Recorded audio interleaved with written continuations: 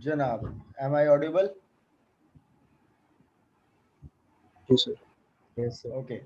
तो अब जनाब यहाँ पर इज अ रिलेशनशिप की बात हो गई थी कि भाई इज अ रिलेशनशिप कहलाता है इनहेरिटेंस। तो हम लोगों ने एनिमल और ह्यूमन से भी डिफ्रेंशिएट कर लिया था कि human is not a animal या animal is not a human, but human has a animal.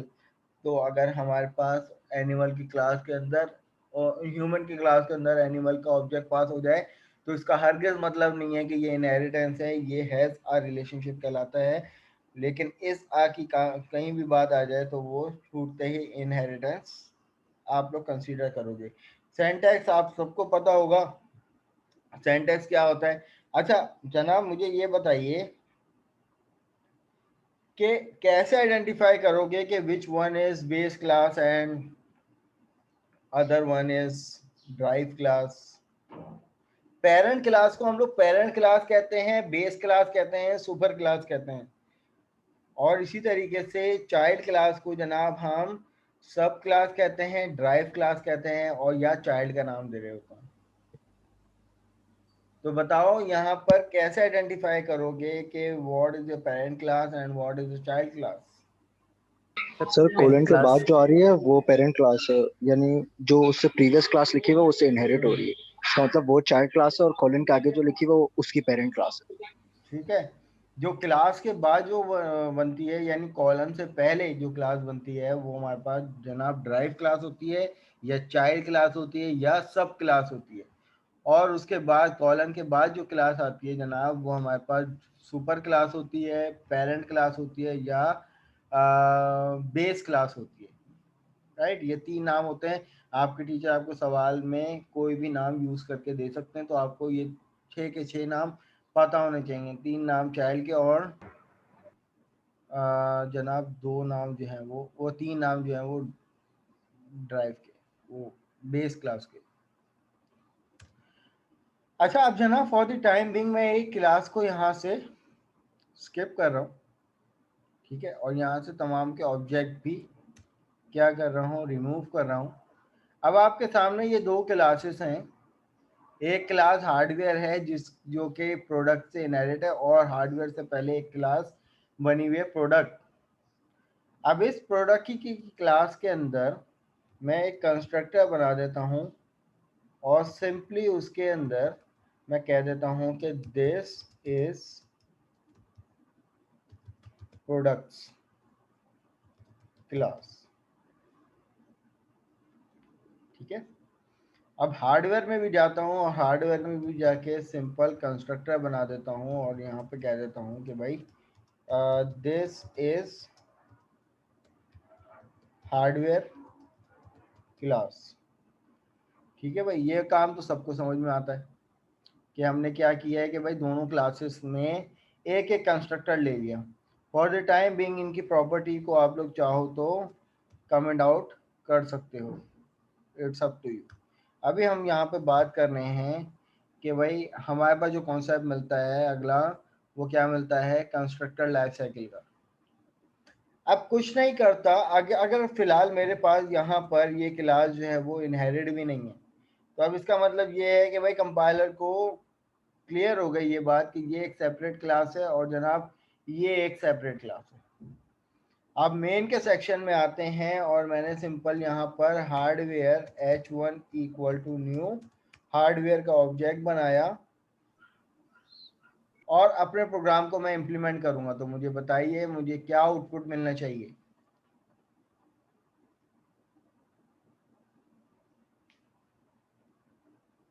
देखिए उसको और मुझे प्रिडिक्ट करके बताइए कि क्या आउटपुट मिलना सर चाहिए। कौन सा वाला देखना है? जो भी दिस इज आपके हार्डवेयर सामने है। Class I this is think. Hardware class.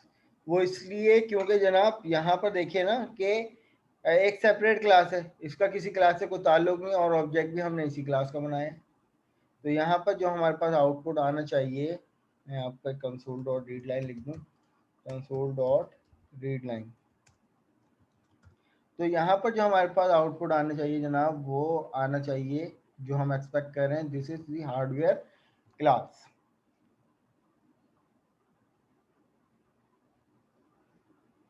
ठीक है, ये हमारे पास ये आउटपुट आ गया। बट क्लास में कुछ भी नहीं करता, यहाँ पर सिर्फ इनहेरिटेंस कर देता हूँ। मैंने यहाँ पर इसको इनहेरिट कर दिया किससे, प्रोडक्ट से।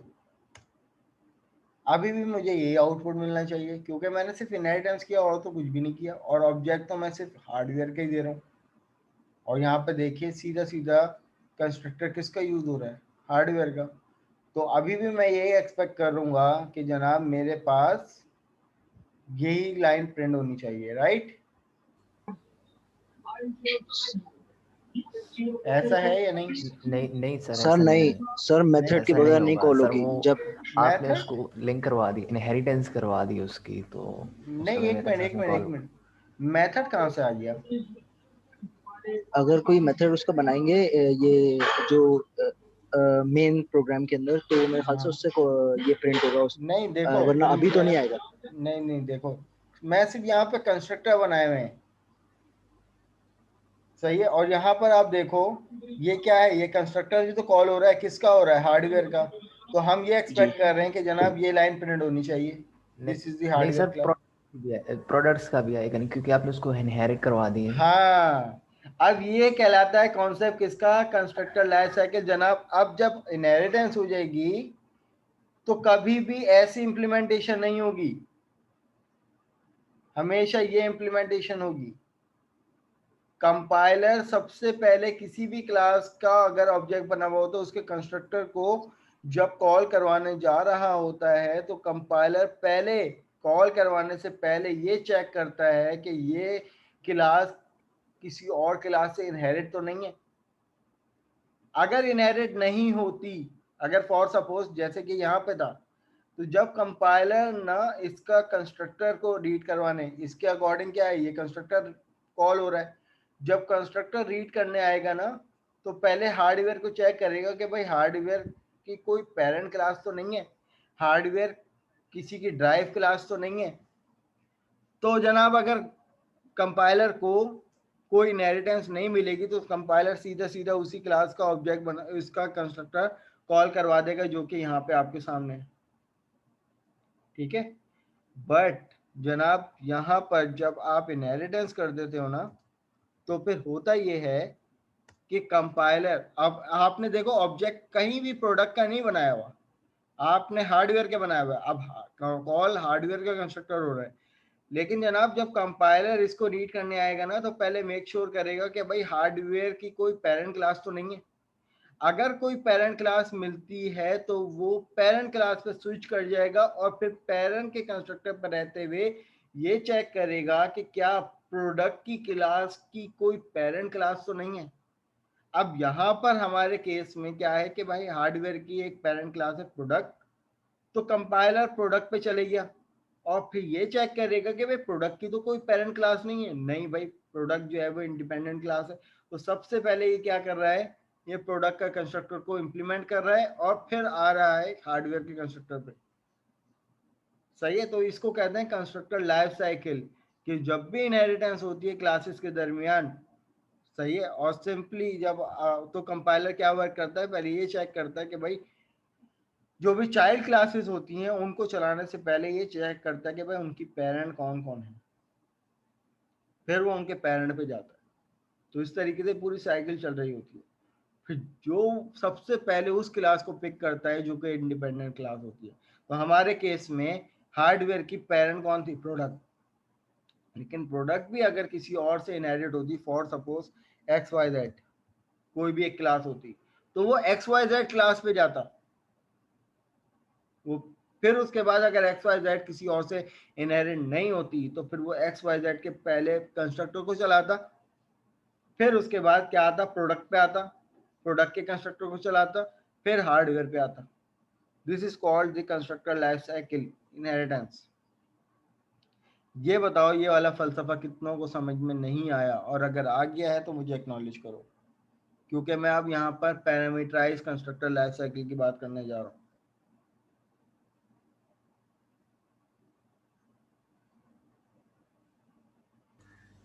सर वो तो समझ में आ गए। सर ये आपने टाइप्स पढ़ा दिए इनहेरिटेंस की, अभी नहीं पढ़ाए? यस सर, समझ में आ गई। नहीं नहीं, अभी टाइप नहीं पढ़ाई, अभी टाइप पे आ रहा हूँ मैं अभी थोड़ी देर में। अच्छा चलिए सही है सर। सही है, क्या अभी आ गया टाइप पे आ इसमें? रहा हूँ।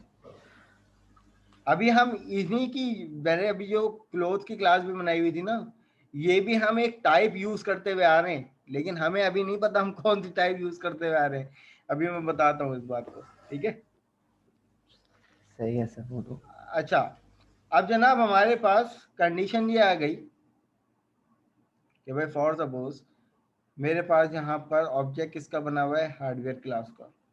कंस्ट्रक्टर दोनों बने हुए हैं, हार्डवेयर दोनों में डिफॉल्ट कंस्ट्रक्टर बने हुए हैं, लेकिन वंस अब यहाँ पर देखिए कि प्रोडक्ट के अंदर मैंने एक पैरामीटराइज कंस्ट्रक्टर बना दिया, फॉर एग्जांपल आईडी।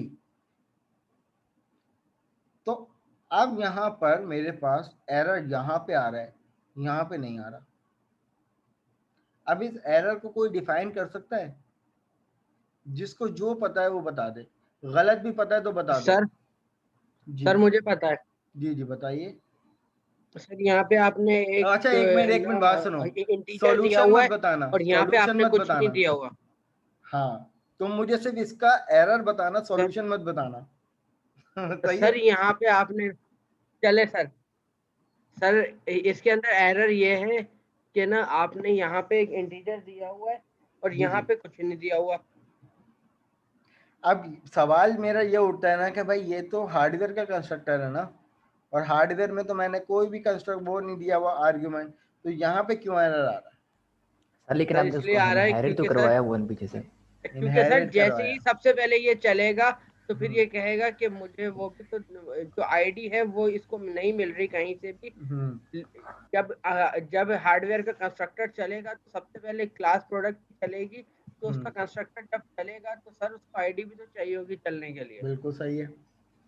तो अब यहाँ पर हमें ये चीज समझ में आती है कि जनाब अगर इनहेरिटेंस है क्लासेस के दरमियान, ठीक है, और अगर पेरेंट क्लास के कंस्ट्रक्टर में अगर कोई पैरामीटर है, और अगर हम उस पेरेंट क्लास के पैरामीटर को अगर चाइल्ड क्लास के ऑब्जेक्ट के थ्रू अगर भेजना चाहें, या चाइल्ड क्लास के कंस्ट्रक्टर के थ्रू अगर पेरेंट क्लास के कंस्ट्रक्टर को के पैरामीटर को वैल्यू भेजनी है, तो हमें कुछ ना कुछ एक अलग से काम करना पड़ेगा। किसी को सॉल्यूशन पता है इसका?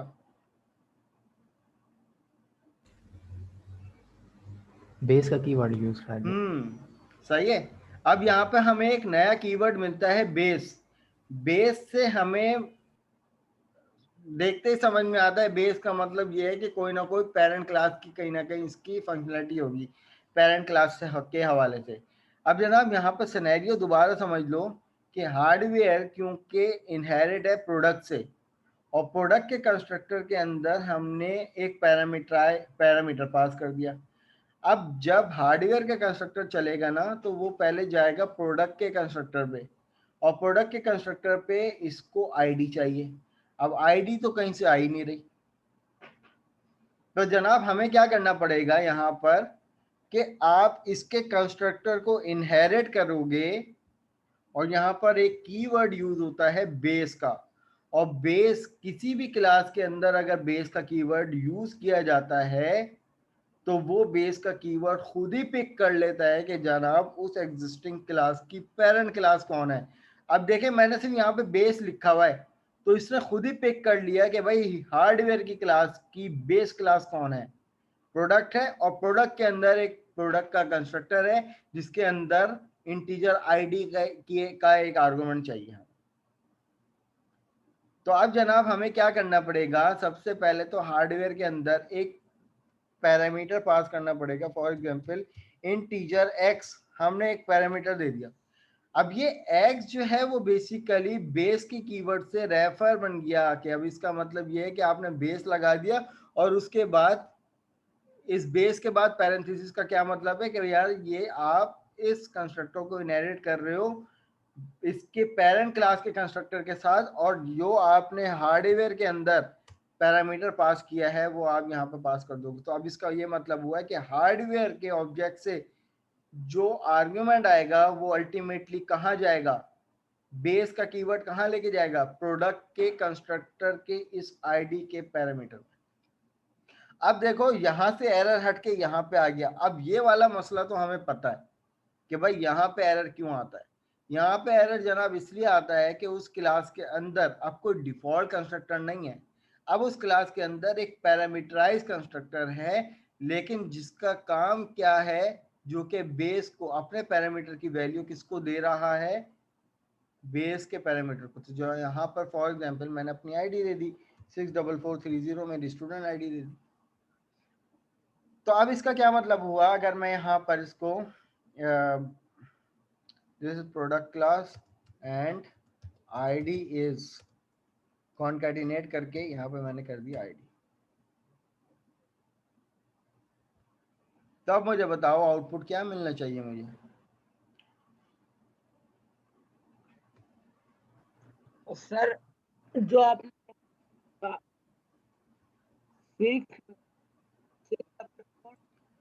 तुम्हारी वॉइस बहुत लैग हो रही है जनाब। सर जो आपने हार्डवेयर के कंस्ट्रक्टर के अंदर दिया ना आईडी, वही प्रिंट होगी। ठीक है, तो यहाँ पे हम ये एक्सपेक्ट कर रहे हैं हमारे पास कुछ ऐसा आउटपुट आएगा। अब हार्डवेयर का कंस्ट्रक्टर उसी तरीके से चला, लेकिन उसके अंदर साथ में एक पैरामीटर भी था जिसमें हम यूजर से इनपुट ले रहे थे, और वो इनपुट हार्डवेयर की कंस्ट्रक्टर के लिए नहीं था। हम इस्तेमाल तो कर सकते थे, लेकिन उसका एक्चुअल मकसद क्या था, वो पेरेंट को वो वैल्यू प्रोवाइड कर रहा था, क्योंकि आईडी के नाम से पेरेंट में डिफाइन है ना ये चीज। अच्छा, अब मुझे कोई इस बात का जवाब दे, अब पेरेंट चाइल्ड क्लास रिलेशनशिप के बारे में भी हमें पता चल गया कि भाई चाइल्ड क्लास क्या होती है, पेरेंट क्लास क्या होती है। अब सिर्फ मुझे इतना बताओ कि जब मैं यहाँ पर अगर प्रोडक्ट का ऑब्जेक्ट बनाऊंगा, तो उस प्रोडक्ट के ऑब्जेक्ट से क्या मुझे चाइल्ड का ये वाला फीचर मिलेगा? नहीं सर, तो मिलना तो नहीं चाहिए। क्यों नहीं मिलना चाहिए? नहीं सर। अब ये कौन सर, मुझे बताएगा? रियल वर्ल्ड सिनेरियो से बताओ भाई, मुझे लॉजिकल सर कोई ना देखें, बताए जी। सर बच्चे पैदा होते हैं लेकिन कुछ ना कुछ कैरेक्टरिस्टिक्स वो उनकी पेरेंट्स जैसी होती हैं, सारी कैरेक्टरिस्टिक्स तो नहीं ना होती। यही आप सर, पेरेंट के अंदर बच्चे की कैरेक्टरिस्टिक थोड़ी आ सकती है, क्योंकि पेरेंट आए ही पहले, तो हाँ, पेरेंट तो यही ना पहले सर, आया हुआ है ना, बच्चा तो बाद पहले में आया है। मैं इसकी मिसाल इस तरीके से देता हूँ कि भाई बाप को बेटे से सीखने की जरूरत नहीं है। समझ में आई ये चीज? यही चीज हम कह रहे बेटा हैं। बाप से सीखेगा, सही है, क्योंकि बाप जो है वो बेटा रह चुका है, क्योंकि सास भी कभी बहू थी। जी सर, सही बात। सही है। ठीक है जनाब, तो यहाँ पर हरगिज ऐसा नहीं है कि अगर हम बात करते हैं प्रोडक्ट की क्लास की, तो प्रोडक्ट सिर्फ अपने ही फीचर को एक्सेस कर सकता है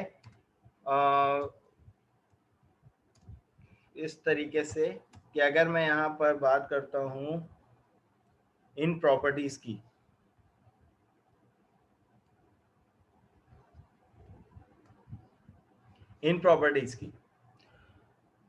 तो जनाब यहाँ पर अब ये सीधा सीधा अब कंस्ट्रक्टर को फॉर द टाइम बीइंग, अब यहाँ पर P1 डॉट करने के बाद मुझे सिर्फ वही प्रॉपर्टीज मिलेंगी जो कि प्रोडक्ट की क्लास। ठीक है, और इट मेक अ सेंस, क्योंकि प्रोडक्ट जो है वो हार्डवेयर से इनहेरिट नहीं है, हार्डवेयर प्रोडक्ट से इनहेरिट है। ठीक है, तो ये कहानी भी हमें समझ में आती है। अच्छा जनाब, इसी तरीके से इस क्लास को भी एम्प्टी कर देते हैं, और यहाँ पर इस क्लास को भी एम्प्टी कर देते हैं, और जनाब यहाँ से इन ऑब्जेक्ट को भी एम्प्टी कर देते हैं।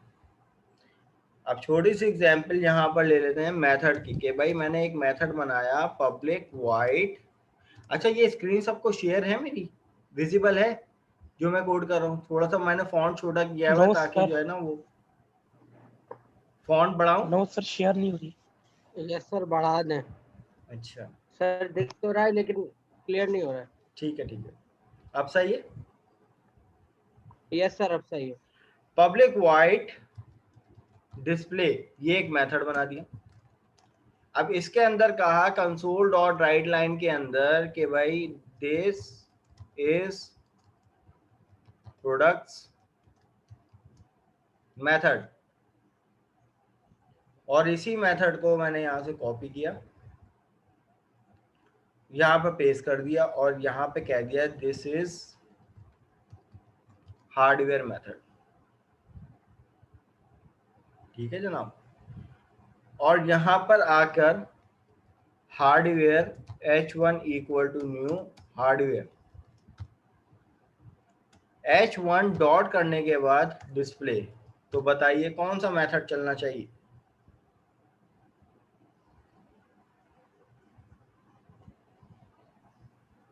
सर डिस्प्ले सोचिए का, समझिए फिर बताइए।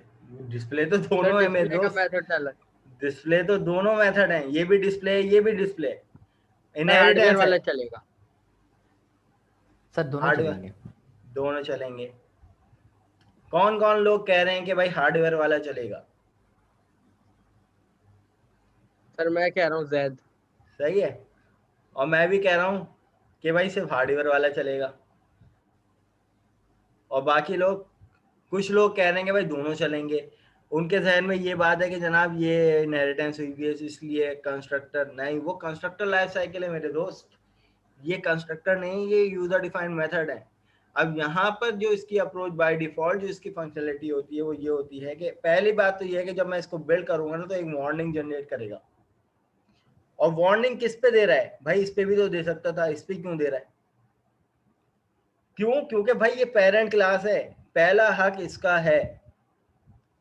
इसमें डिस्प्ले का मेथड बना दिया तो उसके बाद आप यहाँ पर दोबारा से ये डिस्प्ले का मेथड बना रहे हो तो कंपाइलर क्या होता है? कंफ्यूज होता है।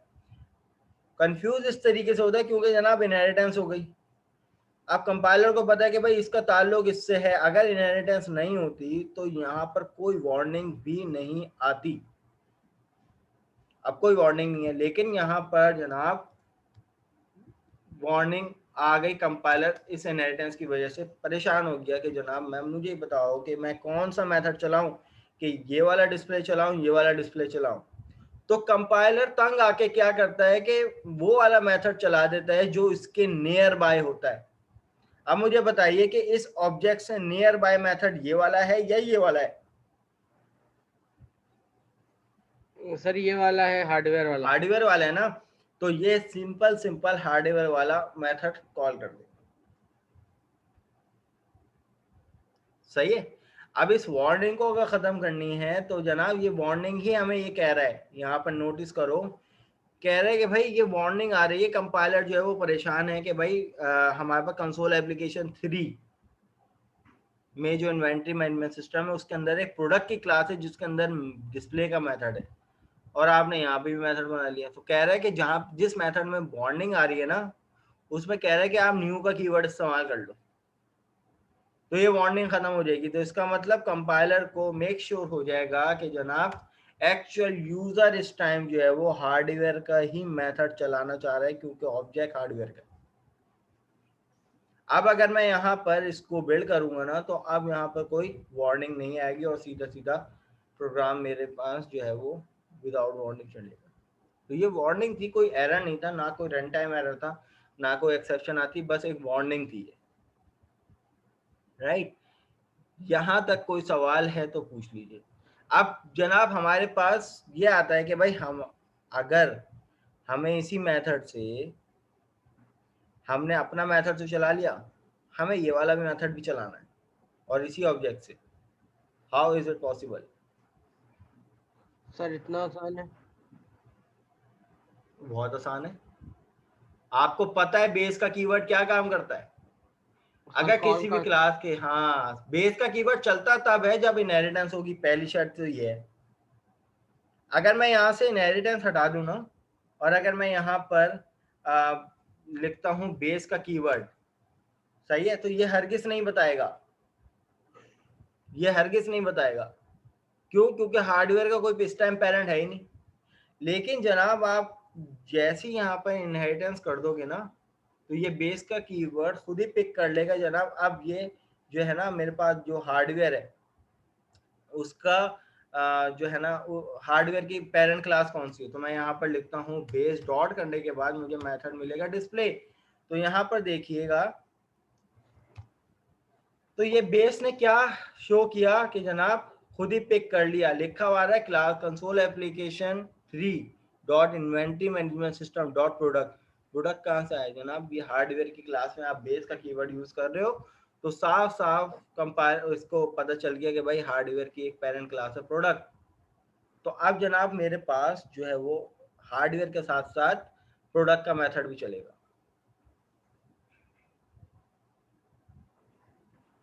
राइट। अगर आपको सिर्फ प्रोडक्ट का मेथड चलाना है तो फिर आप यहाँ पर प्रोडक्ट का ऑब्जेक्ट पास करवा के उसके ऑब्जेक्ट से इसको इन्वोक करोगे तो सिर्फ ये वाला मेथड चलेगा। ठीक है क्लास। अच्छा क्लास, अब मैं यहाँ पर जो है अपनी मीटिंग को जो है वो एंड कर रहा हूँ। तुम लोग ब्रेक ले लो, वैसे भी अभी 9:50 हो गए ना, तो तुम लोग ज्वाइन कर लो 10:10 पे। ठीक है, फिर हम लोग कंटिन्यू करेंगे अपनी क्लास को। यहाँ तक कोई सवाल है तो पूछ लो, नहीं तो फिर मैं यहाँ पे स्टॉप कर रहा हूँ अपनी मीटिंग।